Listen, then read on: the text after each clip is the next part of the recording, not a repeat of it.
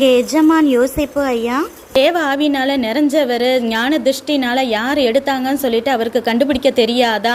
இப்படிப்பட்ட ஒரு நம்பிக்கை துரோகத்தை பண்ணிட்டீங்களே அப்படி இப்படின்னு சொல்லவும் அந்த சகோதரர்களுக்குள்ள பயங்கர டென்ஷன் ஆகுது. ஐயோ, அந்த யோசேப்பு எஜமானுக்கு நாங்கள் ஒரு நாள் அப்படிப்பட்ட துரோகத்தை நினச்சதில்லையே, அந்த மாதிரியான காரியம் எங்களுக்கு ரொம்ப தூரமாக இருக்கட்டும்.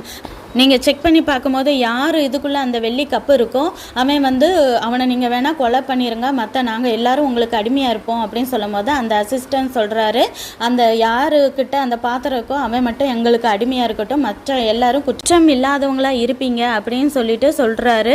அப்போ எல்லார் பையன் செக் பண்ணி பார்க்கும்போது கடைசி தம்பி பென்யமீனுடைய சாக்கில் மட்டும் அந்த வெள்ளி பாத்திரம் இருக்குது. உடனே மற்ற சகோதரர்கள் 10 சகோதரர்களும் தன்னுடைய வஸ்திரத்தை கிழிச்சிட்டு அழுன்னு அழுகுறாங்க. ஐயோ, இப்படி எப்படி நடந்துச்சுன்னே தெரியலையே, இனிமே என்ன நடக்க போதோ, எங்கள் உயிருக்கே உத்தரவாதம் இல்லை, இவனையும் நாங்கள் இழந்துருவோமோ, எங்கள் அப்பாவுக்கு என்ன ஆகுமோ, அப்படி இப்படின்னு சொல்லிட்டு அழுது கூக்குரல் போட்டுட்டே எல்லா சகோதரர்களுமா சேர்ந்து யோசிப்பு வீட்டுக்கு போகிறாங்க.